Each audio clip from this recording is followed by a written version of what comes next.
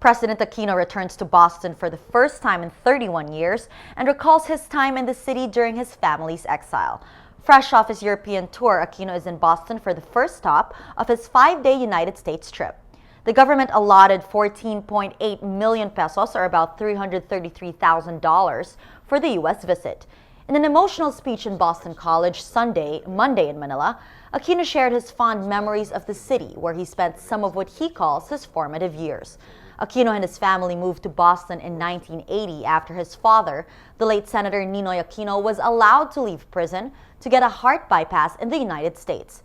The senator had been jailed in the Philippines since 1972, shortly after then-President Ferdinand Marcos declared martial law. In his speech, the president said Boston gave his family, quote, a sense of normalcy in what can only be described as very abnormal times back home. The president also paid tribute to his father, recalling his decision to return to Manila despite threats to his life.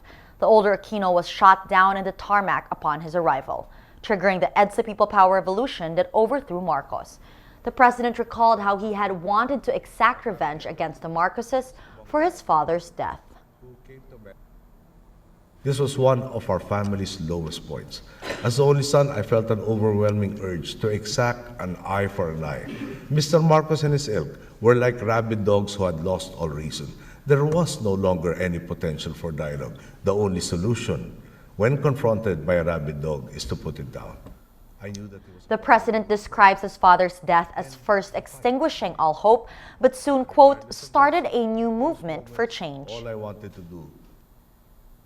For me, the time my family spent in Boston will always be linked to the revolution that reclaimed democracy and our national dignity. The solidarity we felt from Boston College and the community here was a precursor of the solidarity displayed by the millions of Filipinos who massed in EDSA. It is indeed an understatement to say that Boston is close to my family's heart.